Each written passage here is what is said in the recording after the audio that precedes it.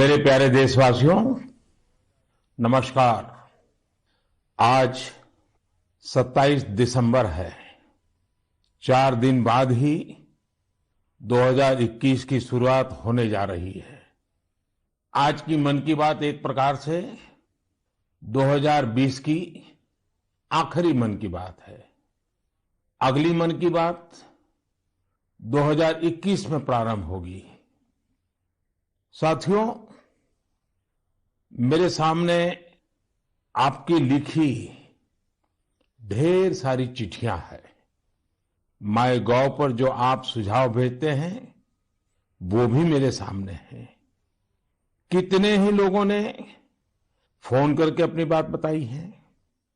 ज्यादातर संदेशों में बीते हुए वर्ष के अनुभव और 2021 से जुड़े संकल्प है। कोल्हापुर से अंजलि जी ने लिखा है कि नए साल पर हम दूसरों को बधाई देते हैं, शुभकामनाएं देते हैं। तो इस बार हम एक नया काम करें। क्यों न हम अपने देश को बधाई दें, देश को भी शुभकामनाएं दें। अंजलि जी, वाकई बहुत ही अच्छा विचार है। हमारा देश 2021 में सफलताओं के नए शिखर छुए, दुनिया में भारत की पहचान और सशक्त हो, इसकी कामना से बड़ा और क्या हो सकता है। साथियों, नमो ऐप पर मुंबई के अभिषेक जी ने एक मैसेज पोस्ट किया है। उन्होंने लिखा है कि 2020 ने जो जो दिखा दिया, जो जो सिखा दिया, वो कभी सोचा ही नहीं था। कोरोना से जुड़ी तमाम बातें उन्होंने लिखी हैं। इन चिट्ठियों में, इन संदेशों में मुझे एक बात जो कॉमन नजर आ रही है, खास नजर आ रही है, वो मैं आज आपसे शेयर करना चाहूंगा। अधिकतर पत्रों में लोगों ने देश के सामर्थ्य, देशवासियों की सामूहिक शक्ति की भरपूर प्रशंसा की है। जब जनता कर्फ्यू जैसा अभिनव प्रयोग पूरे विश्व के लिए प्रेरणा बना, जब ताली थाली बजाकर देश ने हमारे कोरोना वॉरियर्स का सम्मान किया था, एकजुटता दिखाई थी, उसे भी कई लोगों ने याद किया है। साथियों, देश के सामान्य से सामान्य मानवी ने इस बदलाव को महसूस किया है। मैंने देश में आशा का एक अद्भुत प्रभाव भी देखा है। चुनौतियां खूब आई, संकट भी अनेक आए। कोरोना के कारण दुनिया में सप्लाई चेन को लेकर अनेक बाधाएं भी आई, लेकिन हमने हर संकट से नए सबक लिए। देश का नया सामर्थ्य भी पैदा हुआ। अगर शब्दों में कहना है तो इस सामर्थ्य का नाम है आत्मनिर्भरता। साथियों, दिल्ली में रहने वाले अभिनव बैनर्जी ने अपना जो अनुभव मुझे लिखकर भेजा है वो भी बहुत दिलचस्प है। अभिनव जी को अपनी रिश्तेदारी में बच्चों को गिफ्ट देने के लिए कुछ खिलौने खरीदने थे, इसलिए वो दिल्ली की झंडेवालान मार्केट गए थे। आप में से बहुत लोग जानते ही होंगे, ये मार्केट दिल्ली में साइकिल और खिलौनों के लिए जाना जाता है। पहले वहां महंगे खिलौना का मतलब भी इंपोर्टेड खिलौने होता था और सस्ते खिलौने भी बाहर से आते थे। लेकिन अभिनव जी ने चिट्ठी में लिखा है कि अब वहां के कई दुकानदार कस्टमर्स को ये बोल बोलकर टॉयज बेच रहे हैं कि अच्छे वाला टॉय है क्योंकि ये भारत में बना है, मेड इन इंडिया है। कस्टमर्स भी इंडिया मेड टॉयज की ही मांग कर रहे हैं। यही तो है ये सोच में कितना बड़ा परिवर्तन। यह तो जीता जागता सबूत है देशवासियों की सोच में कितना बड़ा परिवर्तन आ रहा है, और वो भी एक साल के भीतर भीतर। इस परिवर्तन को आंकना आसान नहीं है। अर्थशास्त्री भी इसे अपने पैमानों पर तोल नहीं सकते। साथियों, मुझे विशाखापट्टनम से वेंकट मुरली प्रसाद जी ने जो लिखा है, उसमें भी एक अलग ही तरह का आइडिया है। वेंकट जी ने लिखा है, मैं आपको 2021 के लिए 2021 के लिए अपना एबीसी अटैच कर रहा हूं। मुझे कुछ समझ में नहीं आया कि आखिर एबीसी से उनका क्या मतलब है। तब मैंने देखा कि वेंकट जी ने चिट्ठी के साथ एक चार्ट भी अटैच कर रखा है। मैंने वो चार्ट देखा और फिर समझा कि एबीसी का उनका मतलब है आत्मनिर्भर भारत चार्ट, एबीसी। यह बहुत ही दिलचस्प है। वेंकट जी ने उन सभी चीजों की पूरी लिस्ट बनाई है जिन्हें वो प्रतिदिन इस्तेमाल करते हैं।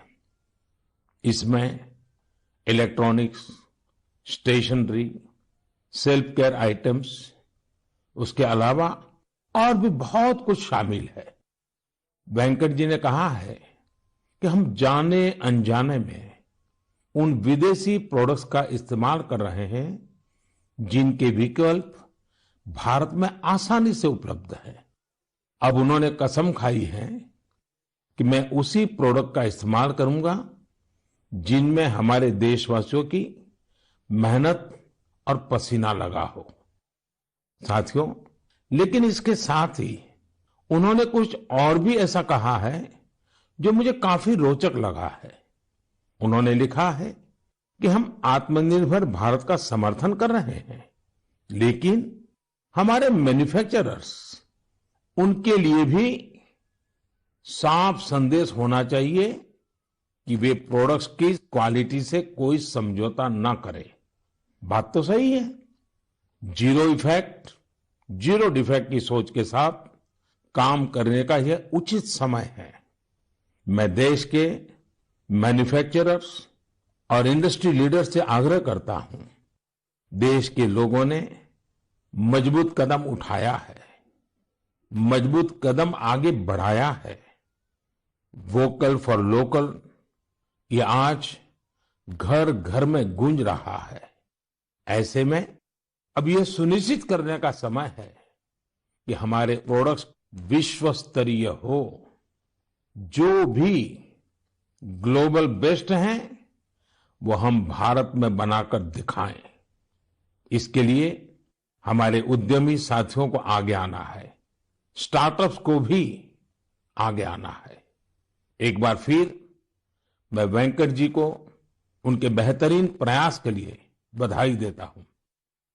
साथियों, हमें इस भावना को बनाए रखना है, बचाए रखना है और बढ़ाते ही रहना है। मैंने पहले भी कहा है और फिर मैं देशवासियों से आग्रह करूंगा, आप भी एक सूची बनाएं। दिन भर हम जो चीजें काम में लेते हैं उन सभी चीजों की विवेचना करें और ये देखें कि अनजाने में कौन सी विदेश में बनी चीजों ने हमारे जीवन में प्रवेश कर लिया है, एक प्रकार से हमें बंदी बना दिया है। इनके भारत में बने विकल्पों का पता करें और ये भी तय करें कि आगे से भारत में बने, भारत के लोगों के मेहनत से, पसीने से बने उत्पादों का हम इस्तेमाल करें। आप हर साल न्यू ईयर रिजोल्यूशन लेते हैं। इस बार एक रिजोल्यूशन अपने देश के लिए भी जरूर लेना है। मेरे प्यारे देशवासियों, हमारे देश में आतताइयों से, अत्याचारियों से, देश की हजारों साल पुरानी संस्कृति, सभ्यता, हमारे रीति रिवाज को बचाने के लिए कितने बड़े बलिदान दिए गए हैं। आज उन्हें याद करने का भी दिन है। आज के ही दिन गुरु गोविंद सिंह जी के पुत्रों साहिबजादे जोरावर सिंह और फतेह सिंह को दीवार में जिंदा चुनवा दिया गया था। अत्याचारी चाहते थे कि साहिबजादे अपनी आस्था छोड़ दे, महान गुरु परंपरा की सीख छोड़ दे, लेकिन हमारे साहिबजादों ने इतनी कम उम्र में भी गजब का साहस दिखाया, इच्छा शक्ति दिखाई। दीवार में चुने जाते समय पत्थर लगते रहे, दीवार ऊंची होती रही, मौत सामने मंडरा रही थी, लेकिन फिर भी वो टस से मस नहीं हुए। आज ही के दिन गुरु गोविंद सिंह जी की माता जी, माता गुजरी ने भी शहादत दी थी। करीब एक सप्ताह पहले श्री गुरु तेग बहादुर जी की भी शहादत का दिन था। मुझे यहां दिल्ली के गुरुद्वारा रकाबगंज जाकर गुरु तेग बहादुर जी को श्रद्धा सुमन अर्पित करने का, मत्था टेकने का अवसर मिला। इसी महीने श्री गुरु गोविंद सिंह जी से प्रेरित अनेक लोग जमीन पर सोते हैं। लोग श्री गुरु गोविंद सिंह जी के परिवार के लोगों के द्वारा दी गई शहादत को बड़ी भावपूर्ण अवस्था में याद करते हैं। इस शहादत ने संपूर्ण मानवता को, देश को नई सीख दी। इस शहादत ने हमारी सभ्यता को सुरक्षित रखने का महान कार्य किया। हम सब इस शहादत के कर्जदार हैं। एक बार फिर मैं श्री गुरु तेग बहादुर जी, माता गुजरी जी, गुरु गोविंद सिंह जी और चारों साहिबजादों की शहादत को नमन करता हूं। ऐसे ही अनेकों शहादतों ने भारत के आज के स्वरूप को बचाए रखा है, बनाए रखा है। मेरे प्यारे देशवासियों, अब मैं एक ऐसी बात बताने जा रहा हूं जिससे आपको आनंद भी आएगा और गर्व भी होगा। भारत में लेपर्ड्स यानी तेंदुओं की संख्या में 2014 से 2018 के बीच 60% से अधिक की बढ़ोतरी हुई है। 2014 में देश में लेपर्ड्स की संख्या लगभग 7,900 थी। वहीं 2019 में इनकी संख्या बढ़कर 12,852 हो गई। ये वही लेपर्ड्स हैं जिनके बारे में जिम कॉर्बेट ने कहा था, जिन लोगों ने लेपर्ड्स को प्रकृति में स्वच्छंद रूप से घूमते नहीं देखा, वो उसकी खूबसूरती की कल्पना ही नहीं कर सकते। उसके रंगों की सुंदरता और उसकी चाल की मोहकता का अंदाज नहीं लगा सकते। देश के अधिकतर राज्यों में, विशेषकर मध्य भारत में, तेंदुओं की संख्या बढ़ी है। तेंदुए की सबसे अधिक आबादी वाले राज्यों में मध्य प्रदेश, कर्नाटका और महाराष्ट्र सबसे ऊपर है। यह एक बड़ी उपलब्धि है। तेंदुए पूरी दुनिया में वर्षों से खतरों का सामना करते आ रहे हैं। दुनिया भर में उनके हैबिटेट को नुकसान हुआ है। ऐसे समय में भारत ने तेंदुए की आबादी में लगातार बढ़ोतरी कर पूरे विश्व को एक रास्ता दिखाया है। आपको इन बातों की भी जानकारी होगी कि पिछले कुछ सालों में भारत में शेरों की आबादी बढ़ी है, बाघों की संख्या में भी वृद्धि हुई है, साथ ही भारतीय वन क्षेत्र में भी इजाफा हुआ है। इसकी वजह यह है कि सरकारी नहीं बल्कि बहुत से लोग, सिविल सोसाइटी, कई संस्थाएं भी हमारे पेड़ पौधों और वन्य जीवों के संरक्षण में जुटी हुई हैं। वे सब बधाई के पात्र हैं। साथियों, मैंने तमिलनाडु के कोयम्बटूर में एक हृदयस्पर्शी प्रयास के बारे में पढ़ा। आपने भी सोशल मीडिया पर इसके विजुअल्स देखे होंगे। हम सब ने इंसानों वाली व्हीलचेयर देखी है, लेकिन कोयम्बटूर की एक बेटी गायत्री ने अपने पिताजी के साथ एक पीड़ित डॉग के लिए व्हीलचेयर बना दी। यह संवेदनशीलता प्रेरणा देने वाली है और यह तभी हो सकता है जब व्यक्ति हर जीव के प्रति दया और करुणा से भरा हुआ हो। दिल्ली एनसीआर और देश के दूसरों शहरों में ठिठुरती ठंड के बीच बेघर पशुओं की देखभाल के लिए कई लोग बहुत कुछ कर रहे हैं। वे उन पशुओं के खाने पीने और उनके लिए स्वेटर और बिस्तर तक का इंतजाम करते हैं। कुछ लोग तो ऐसे हैं जो रोजाना सैकड़ों की संख्या में ऐसे पशुओं के लिए भोजन का इंतजाम करते हैं। ऐसे प्रयास की सराहना होनी चाहिए। कुछ इसी प्रकार के नेक प्रयास उत्तर प्रदेश के कौशाम्बी में भी किए जा रहे हैं। वहां जेल में बंद कैदी गायों को ठंड से बचाने के लिए पुराने और फटे कंबलों से कवर बना रहे हैं। इन कंबलों को कौशाम्बी समेत दूसरे जिलों की जेलों से एकत्र किया जाता है और फिर उन्हें सिलकर गौशाला भेज दिया जाता है। कौशाम्बी जेल के कैदी हर सप्ताह अनेकों कवर तैयार कर रहे हैं। आइए दूसरों की देखभाल के लिए सेवा भाव से भरे इस प्रकार के प्रयासों को प्रोत्साहित करें। यह वास्तव में एक ऐसा सत्कार्य है जो समाज की संवेदनाओं को सशक्त करता है। मेरे प्यारे देशवासियों, अब जो पत्र मेरे सामने है उसमें दो बड़े फोटो है। ये फोटो एक मंदिर के हैं और बिफोर और आफ्टर के हैं। इन फोटो के साथ जो पत्र है उसमें युवाओं की एक ऐसी टीम के बारे में बताया गया है जो खुद को युवा ब्रिगेड कहती है। दरअसल इस युवा ब्रिगेड ने कर्नाटका में श्रीरंगपट्टनम के पास स्थित वीरभद्र स्वामी नाम के एक प्राचीन शिव मंदिर का कायाकल्प कर दिया। मंदिर में हर तरफ घास फूस और झाड़ियां भरी हुई थी, इतनी कि राहगीर भी नहीं बता सकते थे कि यहां एक मंदिर है। एक दिन कुछ पर्यटकों ने इस भूले बिसरे मंदिर का एक वीडियो सोशल मीडिया पर पोस्ट कर दिया। युवा ब्रिगेड ने जब इस वीडियो को सोशल मीडिया पर देखा तो उनसे रहा नहीं गया और फिर इस टीम ने मिलजुल कर इसका जीर्णोद्धार करने का फैसला किया। उन्होंने मंदिर परिसर में उगाई कंटीली झाड़ियां, घास और पौधों को हटाया। जहां मरम्मत और निर्माण की आवश्यकता थी वो किया। उनके अच्छे काम को देखते हुए स्थानीय लोगों ने भी मदद के हाथ बढ़ाए। किसी ने सीमेंट दिया तो किसी ने पेंट।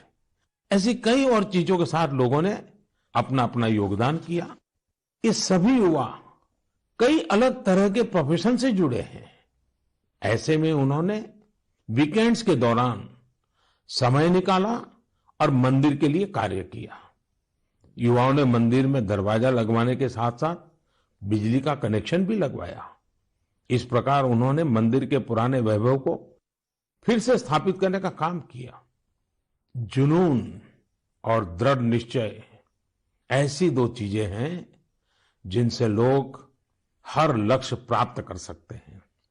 जब मैं भारत के युवाओं को देखता हूं तो खुद को आनंदित और आश्वस्त महसूस करता हूं। आनंदित और आश्वस्त इसलिए क्योंकि मेरे देश के युवाओं में कैन डू की अप्रोच है और विल डू की स्पिरिट है। उनके लिए कोई भी चुनौती बड़ी नहीं है, कुछ भी उनकी पहुंच से दूर नहीं है। मैंने तमिलनाडु की एक टीचर के बारे में पढ़ा। उनका नाम हेमलता एन.के है, जो विडुपुरम के एक स्कूल में दुनिया की सबसे पुरानी भाषा तमिल पढ़ाती है। कोविड-19 महामारी भी उनके अध्यापन के काम में आड़े नहीं आ पाई। हाँ, उनके सामने चुनौतियां जरूर थी, लेकिन उन्होंने एक इनोवेटिव रास्ता निकाला। उन्होंने कोर्स के सभी 53 चैप्टर्स को रिकॉर्ड किया, एनिमेटेड वीडियो तैयार किए और इन्हें एक पेन ड्राइव में लेकर अपने स्टूडेंट्स को बांट दिए। इससे उनके स्टूडेंट्स को बहुत मदद मिली। वो चैप्टर्स को विजुअली भी समझ पाए। इसके साथ ही वे अपने स्टूडेंट से टेलीफोन पर भी बात करती रही। इससे स्टूडेंट्स के लिए पढ़ाई काफी रोचक हो गई। देश भर में कोरोना के समय में टीचर्स ने जो इनोवेटिव तरीके अपनाए, जो कोर्स मटेरियल क्रिएटिविटी तैयार किया है, वो ऑनलाइन पढ़ाई के इस दौर में अमूल्य है। मेरा सभी टीचर से आग्रह है कि वो इन कोर्स मटेरियल को शिक्षा मंत्रालय के दीक्षा पोर्टल पर जरूर अपलोड करें। इससे देश के दूर दराज वाले इलाकों में रह रहे छात्र छात्राओं को काफी लाभ होगा। साथियों, आइए अब बात करते हैं झारखंड की कोरवा जनजाति के हीरामन जी की। हीरामन जी गढ़वा जिले के सिंजो गांव में रहते हैं।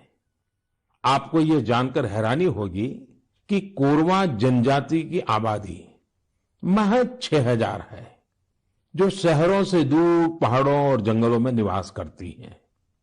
अपने समुदाय की संस्कृति और पहचान को बचाने के लिए हीरामन जी ने एक बीड़ा उठाया है। उन्होंने 12 साल के अथक परिश्रम के बाद विलुप्त होती कोरवा भाषा का शब्दकोश तैयार किया है। उन्होंने इस शब्दकोश में घर गृहस्थी में प्रयोग होने वाले शब्दों से लेकर दैनिक जीवन में इस्तेमाल होने वाले कोरवा भाषा के ढेर सारे शब्दों को अर्थ के साथ लिखा है। कोरवा समुदाय के लिए हीरामन जी ने जो कर दिखाया है वह देश के लिए एक मिसाल है। मेरे प्यारे देशवासियों, ऐसा कहते हैं कि अकबर के दरबार में एक प्रमुख सदस्य अबुल फजल थे। उन्होंने एक बार कश्मीर की यात्रा के बाद कहा था कि कश्मीर में एक ऐसा नजारा है जिसे देखकर चिड़चिड़े और गुस्से लोग भी खुशी से झूम उठेंगे। दरअसल वे कश्मीर में केसर के खेतों का उल्लेख कर रहे थे। केसर सदियों से कश्मीर से जुड़ा हुआ है। कश्मीरी केसर मुख्य रूप से पुलवामा, बडगाम और किश्तवाड़ जैसी जगहों पर उगाया जाता है। इसी साल मई में कश्मीरी केसर को जियोग्राफिकल इंडिकेशन टैग यानी जीआई टैग दिया गया। इसके जरिए हम कश्मीरी केसर को एक ग्लोबली पॉपुलर ब्रांड बनाना चाहते हैं। कश्मीरी केसर वैश्विक स्तर पर एक ऐसे मसाले के रूप में प्रसिद्ध है होते हैं जो इसकी मेडिसिनल वैल्यू को बढ़ाते हैं। यह जम्मू और कश्मीर की समृद्ध सांस्कृतिक विरासत का प्रतिनिधित्व करता है। क्वालिटी की बात करें तो कश्मीर का केसर बहुत यूनिक है और दूसरे देशों के केसर से बिल्कुल अलग है। कश्मीर के केसर को जीआई टैग रिकॉग्नाइजेशन से एक अलग पहचान मिली है। आपको यह जानकर खुशी होगी कि कश्मीरी केसर को जीआई टैग का सर्टिफिकेट मिलने के बाद दुबई के एक सुपरमार्केट में इसे लॉन्च किया गया। अब इसका निर्यात बढ़ने लगेगा। यह आत्मनिर्भर भारत बनाने के हमारे प्रयासों को और मजबूती देगा। केसर के किसानों को इससे विशेष रूप से लाभ होगा। पुलवामा में त्राल के शार इलाके में रहने वाले अब्दुल मजीद वानी को ही देख लीजिए। वो अपने जीआई टैग्ड केसर को नेशनल सैफरन मिशन की मदद से पंपोर के ट्रेडिंग सेंटर में ई ट्रेडिंग के जरिए बेच रहे हैं। इसके जैसे कई लोग कश्मीर में यह काम कर रहे हैं। अगली बार जब आप केसर को खरीदने का मन बनाएं तो कश्मीर का ही केसर खरीदने की सोचें। कश्मीरी लोगों की गर्मजोशी ऐसी है कि वहां के केसर का स्वाद ही अलग होता है। मेरे प्यारे देशवासियों, अभी 2 दिन पहले ही गीता जयंती थी। गीता हमें हमारे जीवन के हर संदर्भ में प्रेरणा देती है। लेकिन क्या आपने कभी सोचा है गीता इतनी अद्भुत ग्रंथ क्यों है? वो इसलिए क्योंकि ये स्वयं भगवान श्री कृष्ण की ही वाणी है। लेकिन गीता की विशिष्टता ये भी है कि ये जानने की जिज्ञासा से शुरू होती है, प्रश्न से शुरू होती है। अर्जुन ने भगवान से प्रश्न किया, जिज्ञासा की, तभी तो गीता का ज्ञान संसार को मिला। गीता की ही तरह हमारी संस्कृति में जितना भी ज्ञान है सब जिज्ञासा से ही शुरू होता है। वेदांत का तो पहला मंत्र ही है अथातो ब्रह्म जिज्ञासा, अर्थात आओ हम ब्रह्म की जिज्ञासा करें। इसलिए तो हमारे यहां ब्रह्म के भी अन्वेषण की बात कही जाती है। जिज्ञासा की ताकत ही ऐसी है। जिज्ञासा आपको लगातार नए के लिए प्रेरित करती है। बचपन में हम इसलिए तो सीखते हैं क्योंकि हमारे अंदर जिज्ञासा होती है। यानी जब तक जिज्ञासा है तब तक जीवन है। जब तक जिज्ञासा है तब तक नया सीखने का क्रम जारी है। इसमें कोई उम्र, कोई परिस्थिति मायने ही नहीं रखती। जिज्ञासा की ऐसी ही ऊर्जा का एक उदाहरण मुझे पता चला तमिलनाडु के बुजुर्ग श्री टी श्रीनिवासाचार्य स्वामी जी के बारे में। श्री टी श्रीनिवासाचार्य स्वामी जी 92 साल के हैं, 92 इयर्स। वो इस उम्र में भी कंप्यूटर पर अपनी किताब लिख रहे हैं, वो भी खुद ही टाइप करके। आप सोच रहे होंगे कि किताब लिखना तो ठीक है, लेकिन श्रीनिवासाचार्य जी के समय पर तो कंप्यूटर रहा ही नहीं होगा। फिर उन्होंने कंप्यूटर कब सीखा? ये बात सही है कि उनके कॉलेज के समय में कंप्यूटर नहीं था, लेकिन उनके मन में जिज्ञासा और आत्मविश्वास अभी भी उतना ही है जितना अपनी युवावस्था में था। दरअसल श्रीनिवासाचार्य स्वामी जी संस्कृत और तमिल के विद्वान हैं। वो अब तक करीब 16 आध्यात्मिक ग्रंथ भी लिख चुके हैं। लेकिन कंप्यूटर आने के बाद उन्हें जब लगा कि अब तो किताब लिखने और प्रिंट होने का तरीका बदल गया है, तो उन्होंने 86 साल की उम्र में, 86 की उम्र में कंप्यूटर सीखा, अपने लिए जरूरी सॉफ्टवेयर सीखे। अब वो अपनी किताब पूरी कर रहे हैं।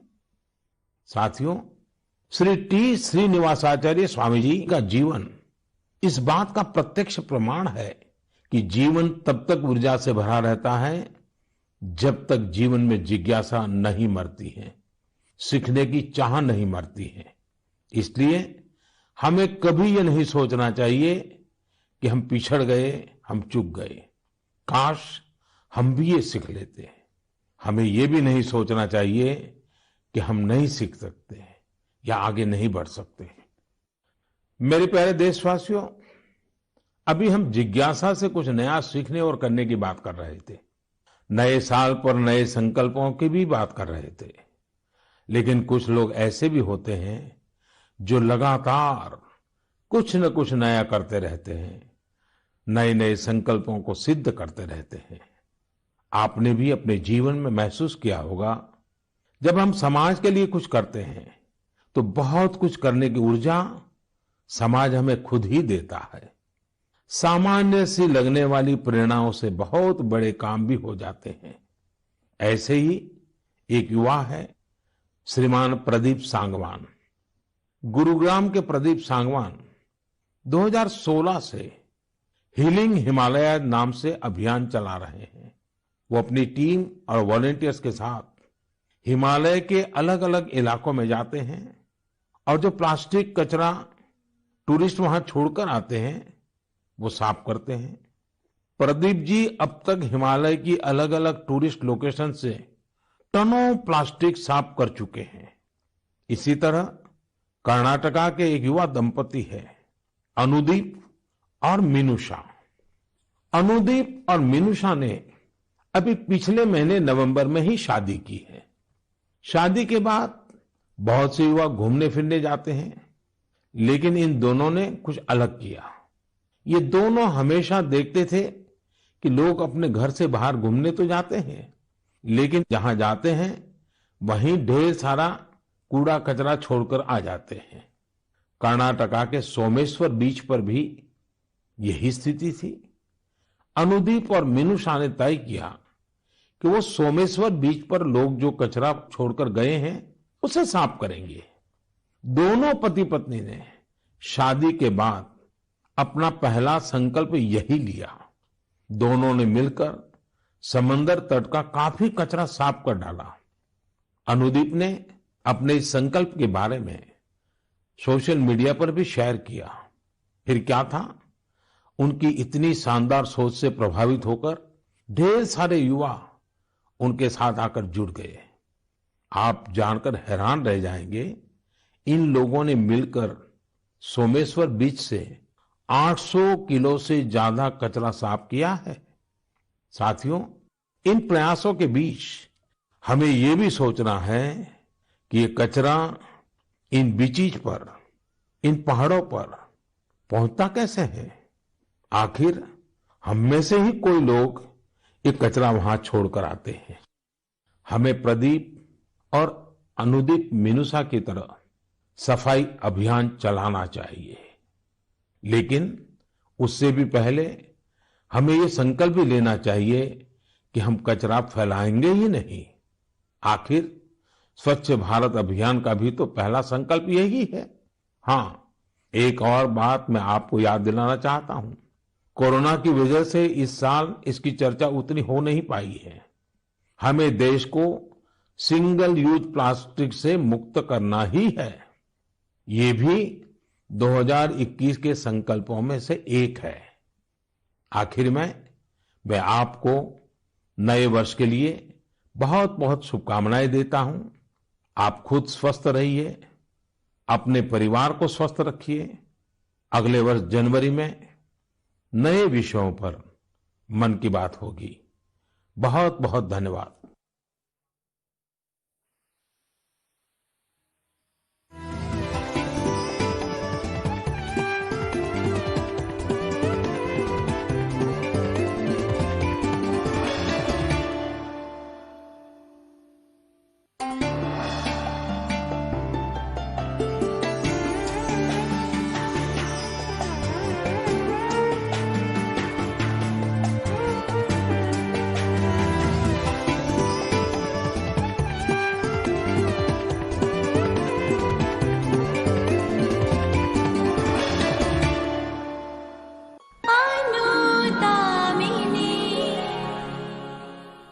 भले ही मम्मी पापा ने इस रिश्ते से इनकार कर दिया, लेकिन हम आज भी पॉजिटिव हैं और आप लोगों को ये भरोसा दिलाने आए हैं कि हम पे भरोसा रखिए, हम सब ठीक कर देंगे।